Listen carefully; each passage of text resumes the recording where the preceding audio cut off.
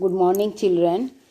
आज हम लोग पाठ जो है उपवाचक है ना, बड़े भाई साहब, उपवाचक पाठ बड़े भाई साहब पढ़ेंगे। इसमें बड़े भाई साहब पाठ जो है ये प्रेमचंद के द्वारा लिखी गई है और यहाँ पर इसमें दो भाइयों के बीच की कहानी है। दो भाई जो है, बड़े भाई साहब जो हैं 14 साल के हैं और छोटे भाई जो 9 साल के हैं। दोनों के बीच 5 साल का अंतर है, लेकिन कक्षा जो है 3 ही दर्जे के आगे थे, है ना। वे हमेशा जल्दबाजी नहीं करते थे। बड़े भाई साहब बहुत ही सोच समझ कर काम किया करते थे। वे कभी जल्दबाजी पसंद नहीं करते थे। वे हमेशा यही सोचते कि भवन की बुनियाद खूब मजबूत डालना चाहते थे, जिस पर आलीशान महल बन सके, है ना। 1 साल का काम 2 साल भी करते थे, कभी कभी 3 साल भी लग जाता था। तो उनका यही कहना है कि जो भी हम काम करें अच्छी तरह से करें, जिससे कि खूब उनकी बुनियाद जो है मजबूत हो। ऐसा बड़े भाई साहब सोचते थे, लेकिन छोटा भाई वैसा नहीं सोचते, क्योंकि वो छोटे हैं, नासमझ है ना, उनको उतना ज्ञान नहीं है। इसलिए वे लोग जो है, छोटे भाई साहब थोड़ा जल्दबाजी करते थे। लेकिन वे बड़े होने के इसमें वे हमेशा और भी यही सोचते थे कि जितना भी लेट हो, देरी हो, 1 साल का काम 2 साल हो, लेकिन इससे कोई फर्क नहीं पड़ता, देर होना ही अच्छा है। 2 साल समय ज़्यादा भी लगे तो इससे क्या होता है कि बुनियाद बहुत ही मजबूत होता है। जैसे बुनियाद ही पुख्ता ना हो तो मकान कैसे पायदार बने। जब बुनियाद ही मजबूत ना होगा तो फिर वो महल जो है, मकान जो है, कैसे मजबूत होगा, यही सोचते हैं। तो इसमें जो है ना, और यह कहानी में जो है 2 भाइयों का आपसी प्रेम भी बहुत है ना। वे दोनों भाई बहुत प्रेम है, लेकिन लेखक जो है, बड़े भाई साहब जो है पढ़ाई में, लेखक के बड़े भाई साहब जो है पढ़ाई में बहुत मेहनत करते थे, है ना। वे बहुत मुश्किल से पास होते थे। हमेशा वे दिन रात पढ़ते ही रहते थे, किताबों से लगे ही रहते थे, लेकिन जो है बहुत मुश्किल से वे पास होते थे। बड़े भाई साहब पढ़ाई में बहुत कमज़ोर हैं। लेखक जो है खेलना घूमना उसको बहुत पसंद है, वे हमेशा खेलता रहता है। लेकिन वो जो है पढ़ाई भी करता है, किंतु हमेशा पढ़ने के लिए नहीं बैठता है। जैसे लेखक की तरह जो है 24 घंटा किताब लेकर नहीं बैठता है। यहाँ लेखक ने यहाँ क्या दर्शाया कि हमेशा किताब लेकर बैठे रहने वाले भाई साहब जो है फेल हो जाते हैं, और खेल कूद के साथ जो पढ़ाई करने वाला भाई हमेशा पास हो जाता है। मतलब कौन पास हो जाता है? छोटा भाई, है ना, क्योंकि वह अपने अनुभव का उपयोग अपनी पढ़ाई में करता है। वह शिक्षा को बोझ नहीं समझता है, ठीक है। वह स्वाभाविक ढंग से अध्ययन करता है। यहाँ शिक्षा के लिए अनिवार्य माने जाने वाले जो है कृत्रिम अनुशासन, समय सारणी, ये सब के बारे में व्यंग्य किया गया है ना। वे कहते हैं कि समय सारणी करने से कुछ नहीं होता है। जितना हम खेलते हैं उतना हम जो है अच्छी तरह स्वाभाविक ढंग से हम पढ़ सकते हैं, और जो 24 घंटा किताब लेकर पढ़ने से भी जो है वह नहीं हो सकता है। तो इसमें ऐसा जो है हमेशा ये पढ़ने वाले बड़े भाई साहब फेल हो जाते थे, और जो हमेशा ये खेलता रहता था छोटा भाई, वो क्लास में अव्वल आ जाता था, क्लास में फर्स्ट। तो इस तरह क्यों ऐसा होता है?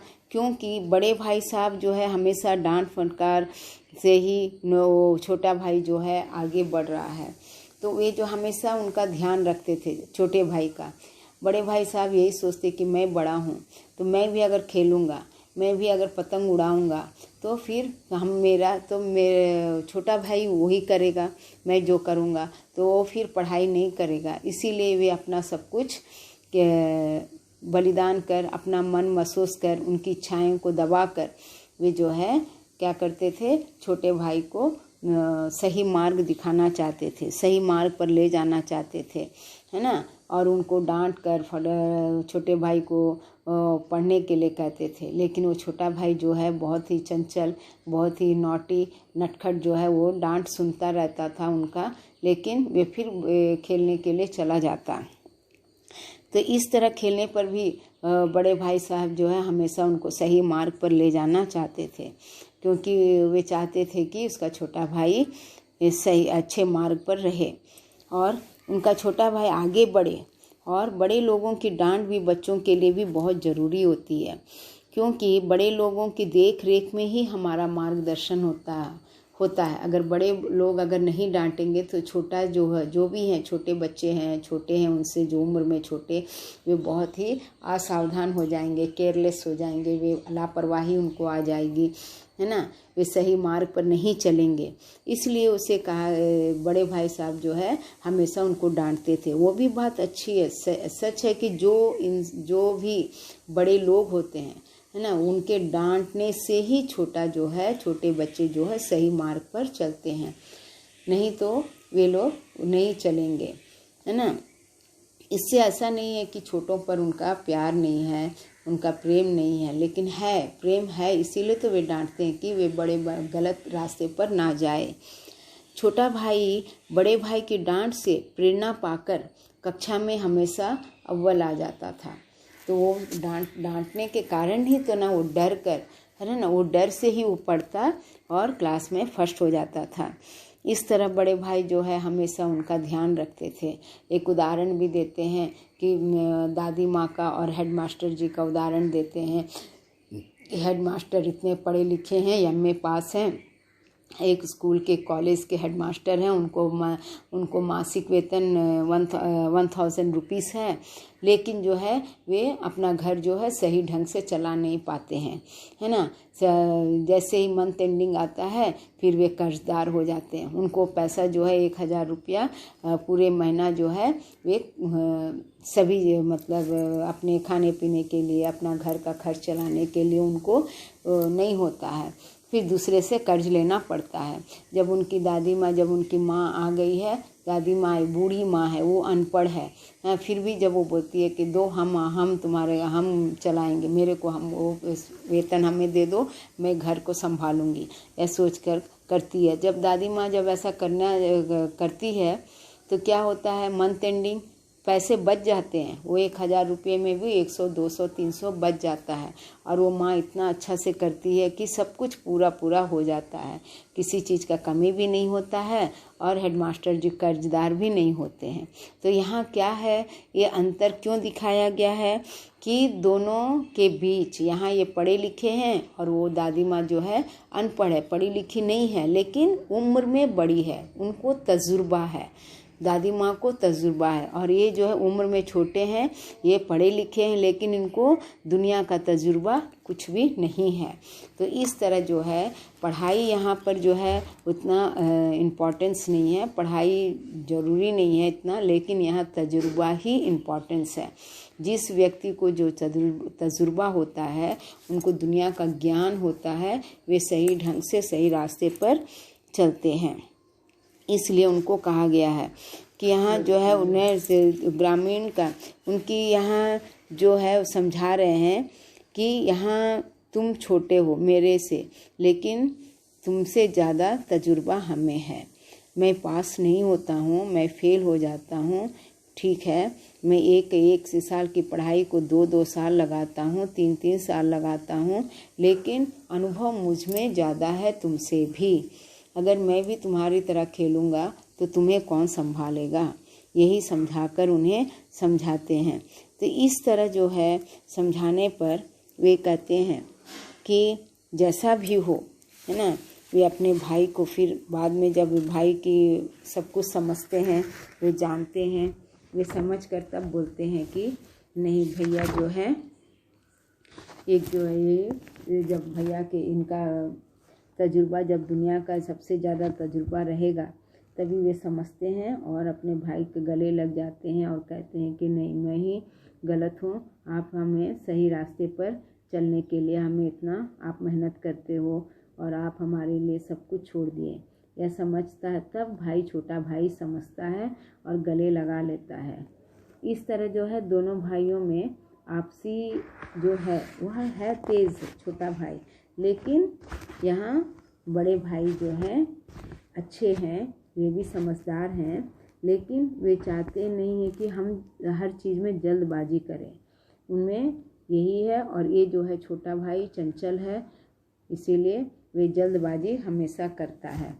ये जो है उनका फिर ये सब समझकर वो इस नई युक्ति से अपना नतमस्तक हो जाता है और सचमुच अपनी लघुता का अनुभव करता है।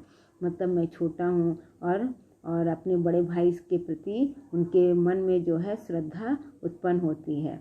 और वो कहता है कि सच बड़े भाई ही सच हैं, आपको उनके कहने का अधिकार है। वो कहते हैं कि आपको मुझ पर कहने का अधिकार है। और दोनों गले लगाकर फिर एक कनकौवे उड़ाने में लग जाते हैं। और जब कनकौवा उड़ता है तो वो कटा हुआ कनकौवा को दौड़ते हैं और एक दूसरे को, और उसी कनकौवे को के पीछे पीछे वे दौड़ जाते हैं। तो इस तरह दोनों भाइयों में जो है आपसी समझौता, मतलब क्या है, समझ छोटे और बड़े होने के नाते, 5 साल के अंतर होने के नाते जो है बड़ा भाई अपना फ़र्ज निभाता है, छोटे भाई के प्रति उसे समझाता है और उसे सही रास्ते पर ले जाने के लिए हमेशा चलने का तत्पर रहता है। छोटे भाई को सही रास्ते पर चलने के लिए हमेशा तत्पर रहता है और कहता है कि तुम अभी छोटे हो, तुम उतना ज्ञानी नहीं हो, पढ़ाई में तुम फर्स्ट होते हो, लेकिन तुम्हें दुनिया की समझदारी नहीं है। तो यहाँ पर आज जो है बड़े भाई साहब के विषय में ये लेखक जो है प्रेमचंद जो है ये बहुत ही हिंदी के सुप्रसिद्ध कथाकार हैं।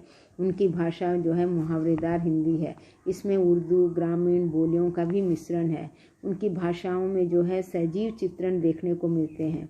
उदाहरण के लिए जैसे अंग्रेजी की कठिनता के बारे में भी बताया गया है कि अंग्रेजी पढ़ेंगे तो ज़िंदगी भर पढ़ते रह जाएंगे, है ना। उसमें क्या है, कोई हंसी खेल नहीं होता है। अंग्रेज़ी सीखना जो है बहुत ही विद्वान जो होते हैं उन्हीं को अंग्रेज़ी आती है, और इसके लिए रात दिन आंखें फोड़नी पड़ती है, खून जलाना पड़ता है, तब कहीं यह विद्या आती है।